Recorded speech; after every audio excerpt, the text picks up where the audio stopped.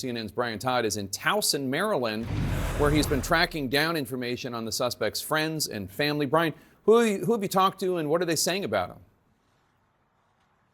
Right, Jake, we've been coming through this area north of Baltimore, the suburbs here, and talking to people who know the Mangione family, worked for them, and we're getting this portrait of a family with enormous wealth, influence, and power. Right behind me is the Hayfields Country Club. This is one of at least 2 golf courses that the Mangione family owns. There are exclusive properties on these grounds right here, properties that we are not being allowed access to. There are security personnel keeping us out of here. So this family, again, has enormous influence in this community.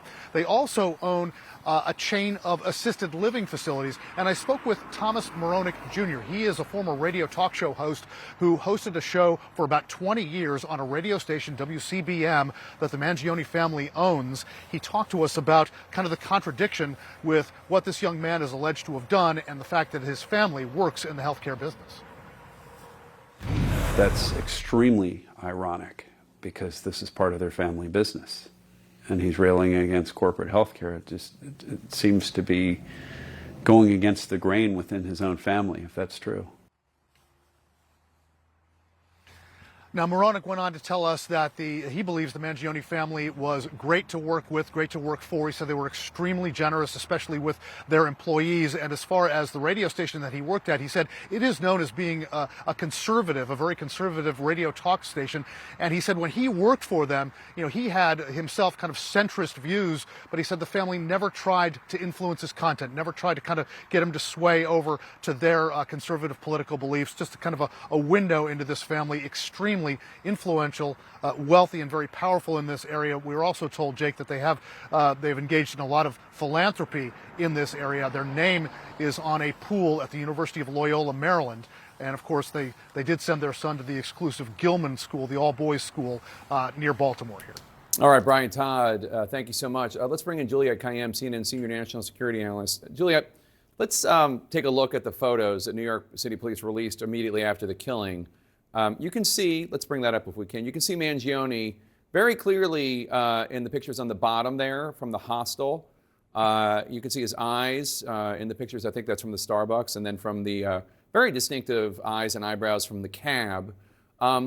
Yes. He's distinctive looking. You know, there are a lot of kids out there saying he's good looking. Apparently no one in his rather wide network of friends or his large family recognized this person that they knew very, very well, who, according to his friends, had fallen off the grid somewhat in recent months. I mean, in the end, it's a random McDonald's employee who recognizes him and turns him in. What do you make of that?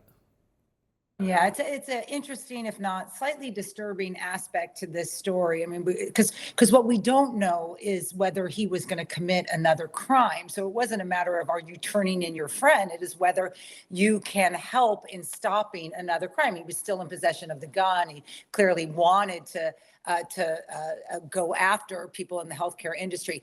So the law is clear. There is no duty to come forward and say that my son did this, right? I mean, or he may be a suspect in this. If you have actual knowledge that a felony has been committed, federal law would, and state law, most state laws would have you compel you to come forward. But generally, if the police say, look, we're looking for this person, he may have committed this crime, there's no legal duty, only a moral obligation on friends and family. And that's sort of the gap that we fell into there. I'm particularly focused on the family because they knew he withdrew. They knew he was in pain. They knew he was on meds. They knew he was in distress.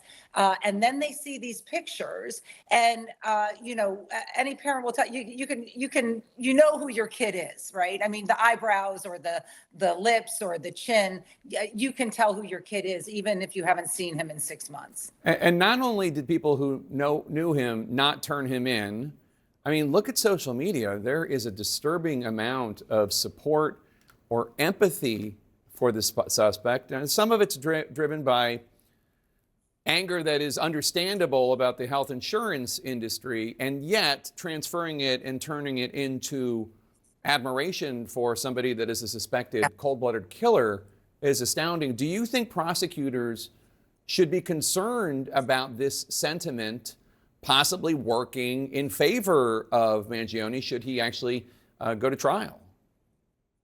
I think it probably won't sway a jury because it likely won't come much into play. In other words, the jury will probably not hear this stuff. What I worry about is both the copycats, in other words, the sort of glorification or the cult status that he may be reaching amongst those who may not like healthcare or the way healthcare is run in this country. And so you worry about people doing the same thing, going after CEOs, regardless of what your politics is. The other is a larger statement about our country.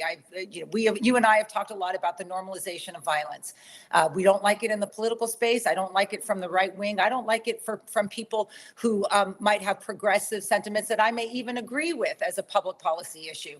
The normalization of violence as the way to come to some solution is damaging for a democracy and is damaging for our civic discourse. And so I am shocked by it. I don't like it, and it is dangerous.